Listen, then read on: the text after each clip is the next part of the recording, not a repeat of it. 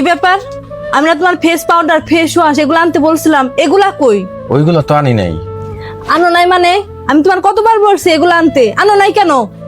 তুমি বর্তমানে আমাদের পরিস্থিতিটা বুঝতে পারতেছো না। ঠিক মতো যে বাজার সদাই করবো সেই টাকাটাই তো নাই। আর তুমি আছো তোমার কসমেটিক্স নিয়ে। আমি এত কিছু বুঝি না। তুমি আমার স্বামী, আমার যখন যা লাগবে তোমাকে তাই দিতে হবে। সব সময় তো দেই। এখন আমার দুঃসময় চলতেছে। এই দুঃসময়ে এই কসমেটিক্সের এই জিনিসগুলো না আনলেই কি নয়? না নয়, আমার লাগবেই লাগবে, তাও আবার আজকের ভিতরেই লাগবে। কি দিয়েছো তুমি আমাকে? হ্যাঁ, আমার বান্ধবীরা ওদের স্বামীকে নিয়ে দেশ বিদেশে ঘুরে বেড়াচ্ছে, দামি দামি গহনা, দামি দামি ড্রেস, কসমেটিক, আরো কত কিছু।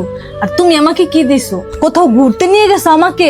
শুধু আমি দেখে তোমার এই সংসার করে গেলাম, অন্য কোনো মেয়ে হলে লাথ মেরে সংসার ছেড়ে চলে যেত। এই বিপদের সময়ে তুমি যদি আমার পাশে না থেকে তুমি তোমার ইচ্ছা পূরণে ব্যস্ত থাকো, তাহলে তো আমার কিছু বলার নাই। কি বলার থাকবে তোমার? তোমার মতো মানুষের সাথে আমার আব্বা আম্মা কি দেখে যে আমার বিয়ে দিছিল সেটা কে জানে? যত সব। তুমি একটু বেশি বলে ফেলছো না? সত্যি কথা বললেই তো বেশি বেশি হয়ে যায়। তুমি জানো আমার কত ভালো ভালো ঘর থেকে, বড়লোক ঘর থেকে বিয়ের সম্বন্ধ আসছিল, আর আমার পোড়া কপাল তোমার মতো ছেলের সাথেই। সেই এখনো তো সময় আছে, আমি তোমাকে আটকাবো না। আটকা বাঁকানো? আমার মতন সুন্দরী বউ আর তুমি পাবে? তোমার 7 জন্মের ভাগ্য আমার মতন একটা বউ পাইছো। আমি তোমার সাথে কথা বাড়াতে চাচ্ছি না, শুধু একটা জিনিস বলে দিচ্ছি। যে স্ত্রী স্বামীর দুঃসময়ে সংযমী হয়ে পাশে থাকতে পারে না, সে যত সুন্দরী হোক, তার সাথে এক ঘরের নিচে বাস করা যায় না। কে থাকবে তোমার এই ভাঙা ঘরে? আমি এখনই চলে যাচ্ছি। যাও, সমস্যা নেই, কিন্তু আমার এই দুঃসময় থাকবে না ইনশাল্লাহ। আর তখন যদি তুমি ফেরত আসতে চাও, তখন কিন্তু আর আসতে পারবা না। তোমার সুসময় আর কোনোদিনও আসবে না, আর সেই আশায় বসে থেকে আমার জীবনটা নষ্ট করার কোনো মানেই হয় না। আল্লাহ চাইলে সবই সম্ভব। সততা আর চেষ্টা থাকলে আল্লাহ তাআলা কখনোই মানুষকে নিরাশ করেন না।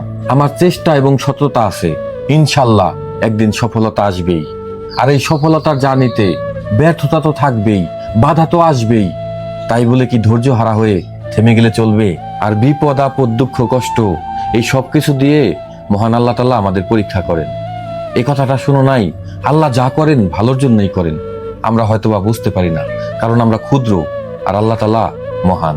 আমি তোমাকে জোর করব না, শুধু একটা কথাই বলবো, এই দুঃসময়ে তুমি যদি আমার পাশে থাকো, আমি আরো বেশি সাহস পাবো, আরো বেশি দুর্বার গতিতে এগিয়ে যেতে পারবো। সফলতার গল্পটা একসাথে লিখবো ইনশাল্লাহ।